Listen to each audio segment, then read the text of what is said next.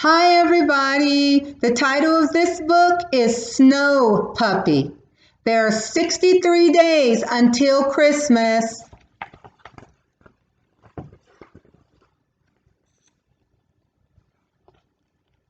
Rascal was bored. Sophie had gone into the city to shop with her parents, but Rascal had to stay home all by himself. It was just plain mean. Rascal plopped his chin on his paws.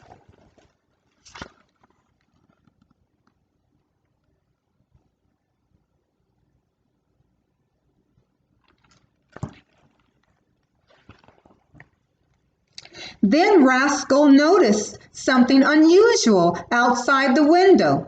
What was wrong with the sky? He jumped onto Dad's favorite chair and stood on his hind legs. White specks were floating down from the sky. They looked just like those funny, soft things that had swirled out of a pillow one time.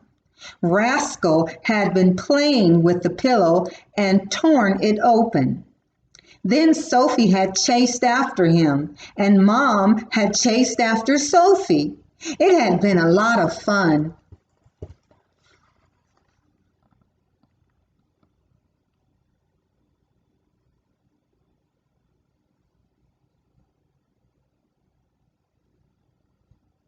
See, Rascal's looking out the window, and there's the pillow that he tore.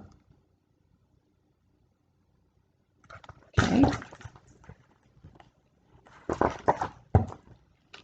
Rascal jumped off the chair and sped to the door. He had to jump up to the doorknob 3 times, but at last the door opened. There was already a thick blanket of snow on the ground. Rascal raced around in it excitedly. The game with the snowflakes was as much fun as the game with the torn pillow. But the flakes were ice cold, and when they landed on his nose, they disappeared without a trace.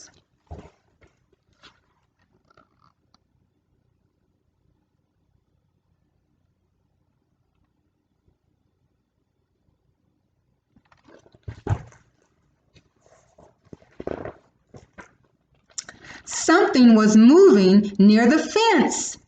It was small and brown, and now it was hopping across the field. Rascal needed to get a closer look. Barking happily, he leaped to the fence, squeezed through, and ran toward the woods. What's he chasing? Does that look like a rabbit to you?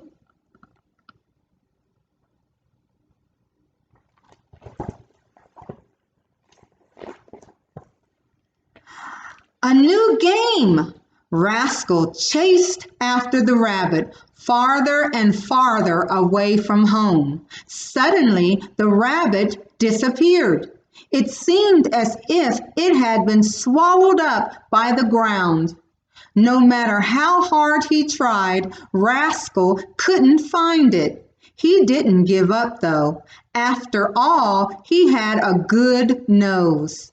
He sniffed and he sniffed until finally his nose led him to a mysterious hole. The rabbit must be hiding inside.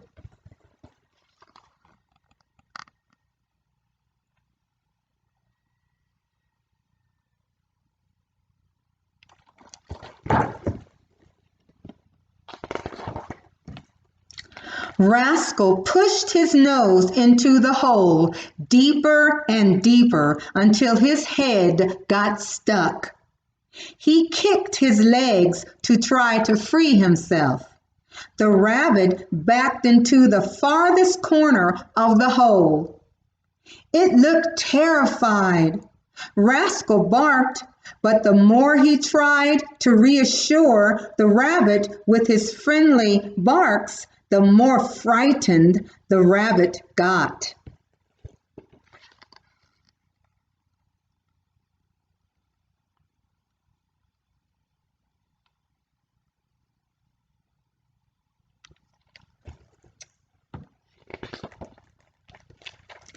Finally, Rascal got his head free. He shook the dirt and snow from his fur. He wasn't so thrilled with the snow now. He was soaking wet and freezing cold, and he was hungry. He couldn't stop thinking about his food dish at home. But where was home? Rascal had no idea. Uh-oh, Rascal's lost.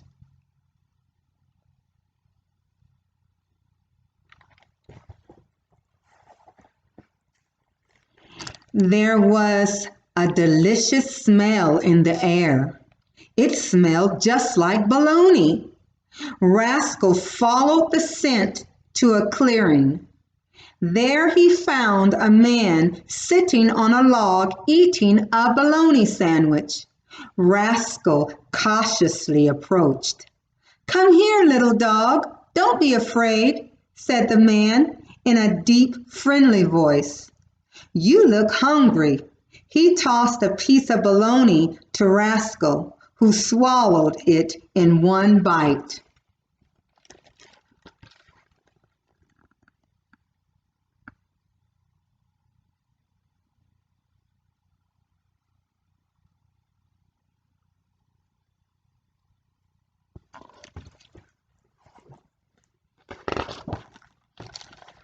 "Come here," said the man again. A person with a bologna sandwich couldn't be all that bad. Rascal jumped onto the man's lap and cuddled up under his coat. "Poor thing," said the man. "You're shivering from the cold." He gave Rascal a bite of his sandwich. "Warm up. Then we'll go to town to sell my Christmas trees. It'll be nice to have a little help this year."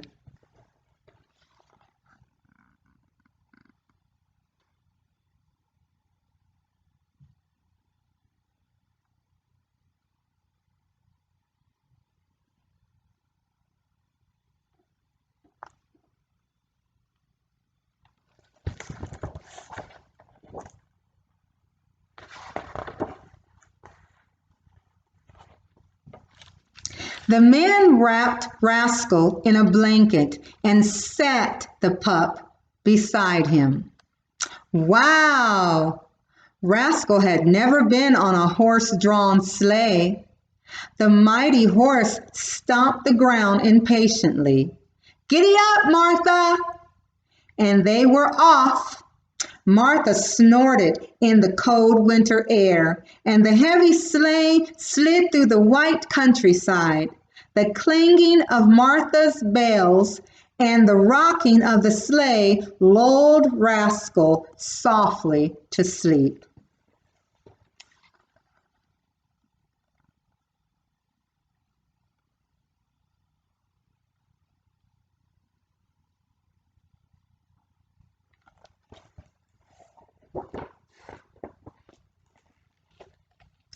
"We're there, my little friend," said the man, waking Rascal from his sleep.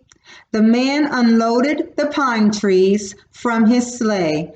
Thousands of Christmas lights lit up the square. The marketplace hustled and bustled with shoppers.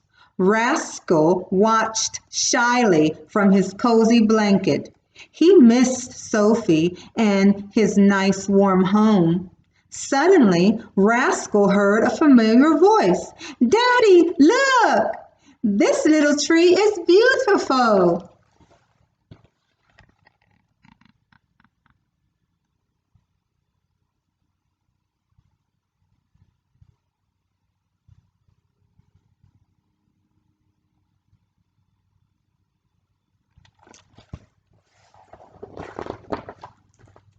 Rascal leaped from the sleigh barking and sprang into Sophie's arms. "Rascal, what are you doing here?" cried Sophie. The man explained how he had found Rascal in the woods. "We can't thank you enough," said Mom.